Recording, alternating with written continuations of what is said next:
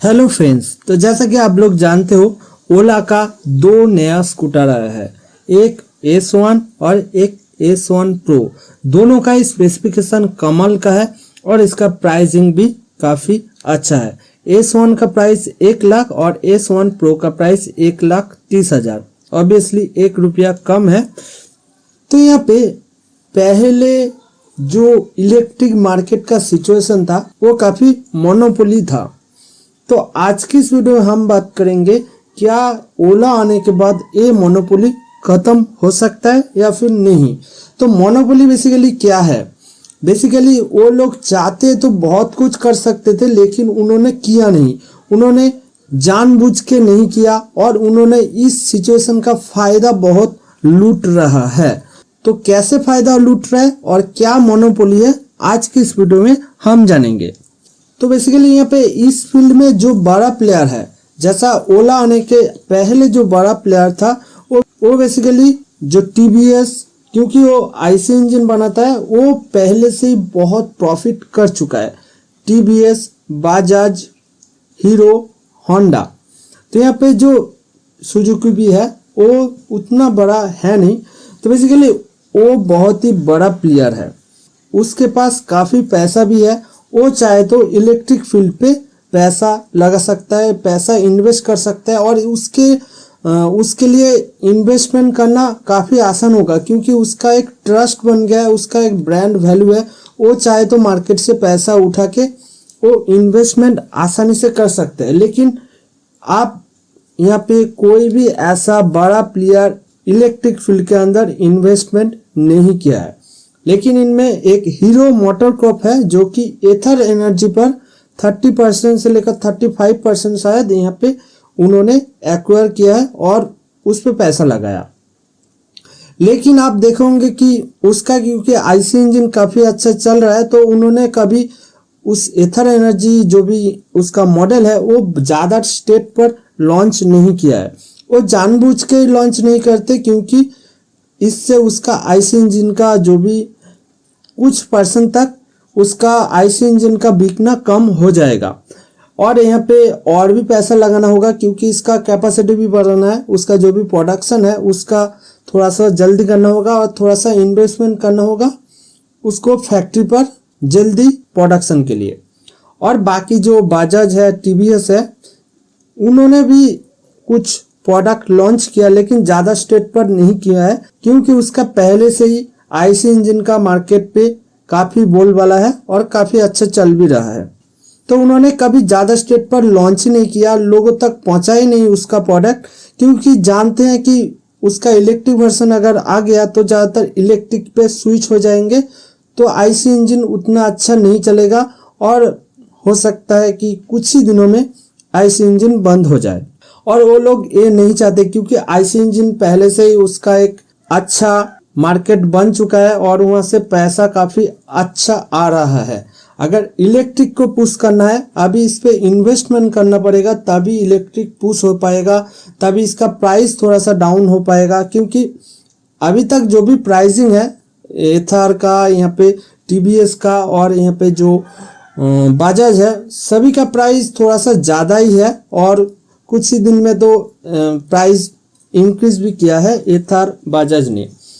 तो क्योंकि उसका ऑब्वियसली प्रोडक्शन अगर आप जल्दी से करोगे, उसका अगर मास प्रोडक्शन करोगे, तभी उसका प्राइस कम हो सकता है, नहीं तो ज़्यादा ही रहेगा। और वो लोग ऐसा नहीं चाहते कि उसका मास प्रोडक्शन हो। तो ये तो रही जायंट सारा आईसी इंजन का जो भी प्लेयर है।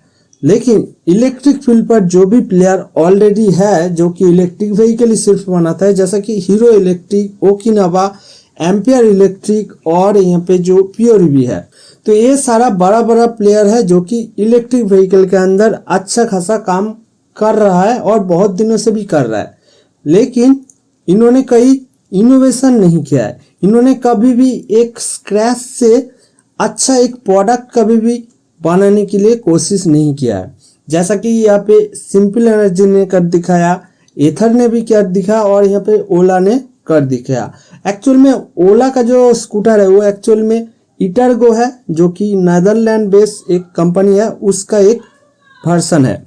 जो भी हो, लेकिन यहाँ पे इनोवेशन करके लाया है और इसका आप देखेंगे बूट स्पेस सब कुछ काफ़ी बढ़िया है। लेकिन इन लोगों का जो भी स्पेसिफिकेशन होता है वो ज़्यादातर बूट स्पेस तो होता ही नहीं है और बहुत ही लिमिटेड ज़्यादातर उसका हब मोटर रहता है जो कि उतना बढ़िया नहीं होता है। हब मोटर काफ़ी इजी वे में आपको सब कुछ आप रेडी कर सकते हो, लेकिन एक सेंटर माउंट, एक drive motor, drive chain drive या फिर बेल ड्राइव से अगर आप कोई भी प्रोडक्ट बनाना चाहो तो उसके लिए एक स्पेसिफिक अच्छा डिज़ाइन होना चाहिए, तभी आपको अच्छा टॉर्क अच्छा सब कुछ मिलेगा। तो ये ज़्यादातर इन जो प्लेयर है PureBee और एम्पियर वगैरह, हीरो वगैरह, हीरो इलेक्ट्रिक, इनों का कोई ज़्यादा इन्होंने दिमाग नहीं लगाया और इन्होंने ऐसे ही रहने दिया, क्योंकि इसका मेन R&D है ही नहीं। ये सिर्फ चाइना से लाते हैं और देखते हैं हाँ जी इसको हम यहाँ पे बिठा सकते हैं और हमको ये प्रोडक्ट तैयार करना है। मैं कुछ आप लोगों को सैंपल दिखाऊंगा जो कि काफ़ी मिलता जुलता है। एक दोनों का जो भी मॉडल है, मॉडल का नेम अलग है, लेकिन एक दोनों से काफ़ी मिलता जुलता मॉडल है। एक्चुअल में आप अगर खुद एक डिज़ाइन करोगे तो ऑब्वियसली उसके लिए आपको एक पेटेंट साइन करना है और आप उस पेटेंट का एक ओनर बन जाते हो, जो कि हर कोई यूज नहीं कर सकता। इसलिए मार्केट पर अलग अलग मॉडल बिकता है। तो यहाँ पे ये चीज़ है कि उन्होंने काफ़ी R&D पर कोई ज़्यादा पैसा खर्च नहीं किया है। वैसे BMS पर कुछ यहाँ पे जो कंपनी है वो पैसा लगा रहा है, लेकिन एक प्रोडक्ट डिज़ाइन करने में ज़्यादा यहाँ पे खर्चा नहीं किया है। और इसका प्राइसिंग भी आप देखेंगे काफ़ी ज़्यादा है। मैं ऐसा क्यों कर रहा हूँ? गवर्नमेंट सब्सिडी देता है हाई स्पीड व्हीकल पर, जिसका स्पीड ऑब्वियसली 40 से ज़्यादा होता है, और जो लो स्पीड व्हीकल है उसका कोई सब्सिडी नहीं बनता है। जिसका सब्सिडी नहीं है उसका प्राइसिंग और जिसका सब्सिडी है उसका प्राइसिंग आपको 5 से लेकर 10,000 तक डिफरेंस मिलेगा, इससे ज़्यादा नहीं है। लेकिन एक्चुअल में गवर्नमेंट लगभग 30 से लेकर 40,000 तक सब्सिडी देता है।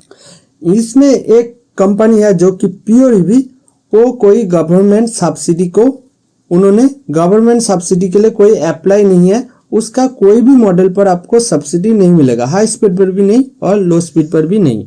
लेकिन उन्होंने जो किया है सब्सिडी के बिना ही वो कंपनी प्रॉफिटेबल है और उसका प्राइसिंग हाई स्पीड व्हीकल और जो नॉर्मल जो सब्सिडी वाला जो कंपनी का प्राइसिंग है हाई स्पीड व्हीकल में, उन दोनों का प्राइसिंग में आपको ज़्यादा अंतर नहीं मिलेगा, जबकि आपको 30 से लेकर 40,000 तक सब्सिडी दिया जा रहा है गवर्नमेंट के थ्रू।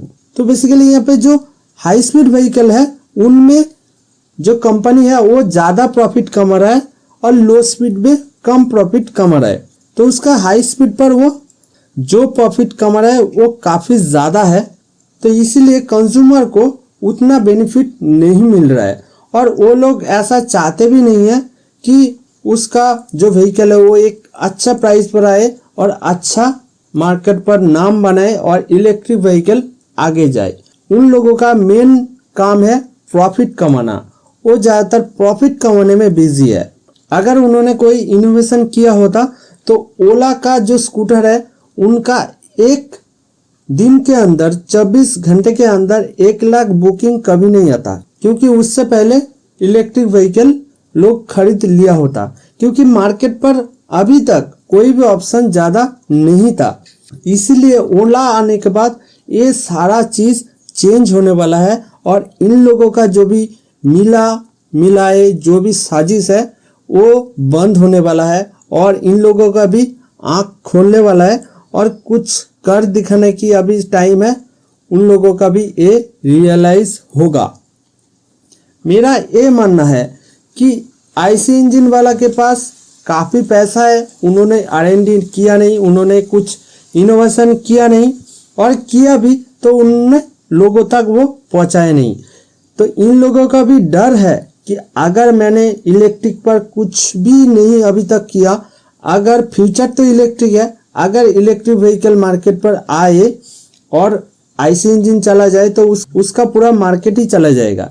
जैसा कि कोडाक को अगर आप जानते होंगे, वो एक फिल्म कैमरा बेसिकली बेचता था।